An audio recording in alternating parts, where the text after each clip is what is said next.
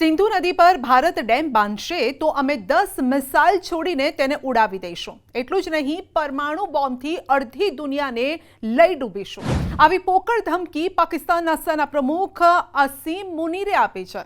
Operation સિંદૂરમાં ઘૂંટણીએ પડી ગયેલા દુશ્મન દેશ પાકિસ્તાનના સેના પ્રમુખ પોતાની આબરૂ બચાવવા હવે હવાતિયા મારી રહ્યા છે। ઓપરેશન સિંદૂરમાં પાકિસ્તાનને મોટા પાયે નુકસાન થયું છે। એટલા માટે જ પાકિસ્તાની જન સમૂહના રોષને શાંત પાડવા માટે મુનીર ઠેક ઠેકાણે નિવેદનો આપતા ફરી રહ્યા છે અને હાલ અમેરિકાના પ્રવાસ દરમિયાન તેમણે પાકિસ્તાની પ્રવાસી સમુદાયને સંબોધિત કરતા આ પ્રકારે ડંફાસો પણ મારી છે।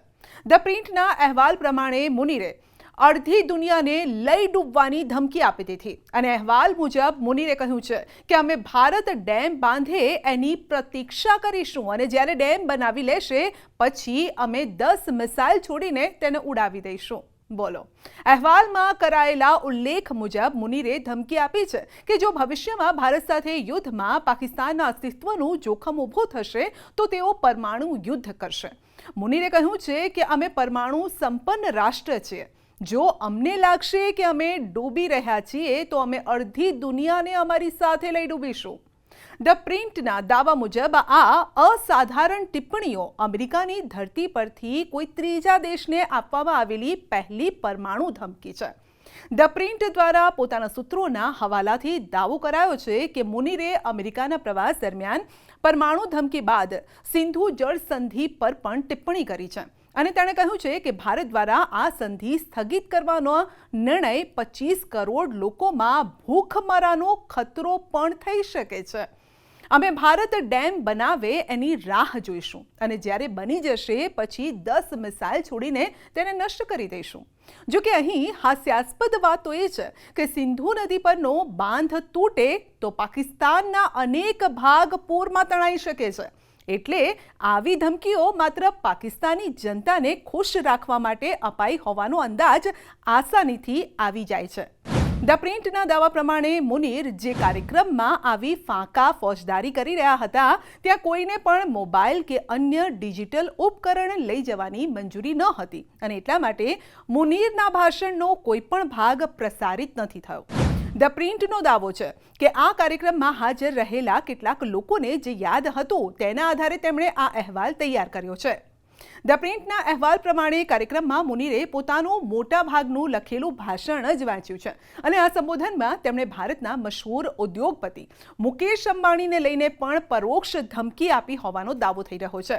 ધ પ્રિન્ટના અહેવાલ પ્રમાણે ભાષણમાં મુનીરે કહ્યું છે કે એક ટ્વીટ કરાવ્યું હતું સુરહ અલ ફીલ અને ઉદ્યોગપતિ મુકેશ અંબાણીની તસવીર સાથે હતી જેથી તેઓને દેખાડી શકાય કે આપણે આગલી વખતે શું કરીશું।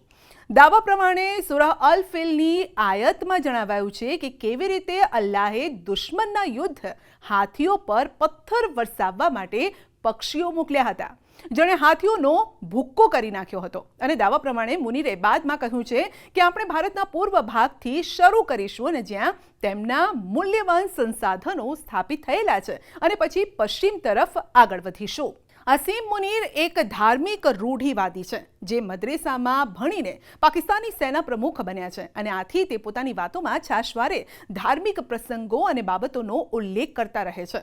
ભાષણમાં મુનીરે એવું પણ કહ્યું છે કે હું આ સ્થિતિને સમજાવવા માટે એક ઉદાહરણ આપું છું। માની લો કે ભારત એક ચમકતી મર્સિડીઝ છે જે ફરારીની જેમ હાઈવે પર આવી રહી છે પરંતુ આપણે કાંકરીથી ભરેલો એક ડમ્પ ટ્રક છીએ। જો ટ્રક કાર સાથે ટકરાય તો નુકસાન કોનું થશે? ધ પ્રિન્ટના અહેવાલ પ્રમાણે અસીમ મુનીરે ભારત અને અમેરિકા વચ્ચેની હાલની સ્થિતિ અંગે પણ મજાક ઉડાવી છે અને તેણે કહ્યું છે કે પાકિસ્તાને પ્રતિદ્વંદી શક્તિઓ વચ્ચે સંતુલન કઈ રીતે જાળવવું તેના માસ્ટર ક્લાસ આપવાનું શરૂ કરી દેવું જોઈએ। મુનીરે કહ્યું છે કે આપણી સફળતાનું અસલી કારણ એ છે કે આપણે કંજૂસ નથી અને જો કોઈ સારું કામ કરે તો આપણે તેની પ્રશંસા પણ કરીએ છીએ અને એટલે જ રાષ્ટ્રપતિ ડોનાલ્ડ ટ્રમ્પને નોબેલ પુરસ્કાર માટે નામાંકિત કર્યું છે। હવે મુનીરની આ કથિત ભાષણબાજી મુદ્દે ભારતે પણ સણસણતો જવાબ આપ્યો છે અને ફરી એક વખત ભારતે પોતાનું મક્કમ મનોબળ જાહેર કર્યું છે. વિદેશ મંત્રાલયે પોતાના નિવેદનમાં કહ્યું છે કે પાકિસ્તાની સેના પ્રમુખ દ્વારા અમેરિકાની યાત્રા દરમિયાન અપાયેલી કથિત ટિપ્પણીઓ અમારા ધ્યાનમાં આવી છે. પરમાણુ હથિયારની ધમકી પાકિસ્તાનની આદત છે. આંતરરાષ્ટ્રીય સમુદાય આવી ટિપ્પણીઓમાં બેજવાબદારી અંગે નિષ્કર્ષ કાઢી શકે છે અને જે આવા દેશોમાં પરમાણુ કમાન અને નિયંત્રણની અખંડતા અંગે પણ મોટી આશંકાને પ્રબળ બનાવે છે, જ્યાં સેના આતંકવાદી સંગઠનો સાથે મળેલી છે. અને એ પણ અફસોસજનક છે કે આ ટિપ્પણીઓ કોઈ મિત્ર દેશની ધરતી પરથી કરવામાં આવી છે. ભારત પહેલા જ સ્પષ્ટ કરી ચૂક્યું છે કે તે પરમાણુ બ્લેકમેલ સામે નહીં ઝૂકે. અમે પોતાની રાષ્ટ્રીય સુરક્ષાના સંરક્ષણ માટે તમામ આવશ્યક પગલાં ઉઠાવતા રહીશું.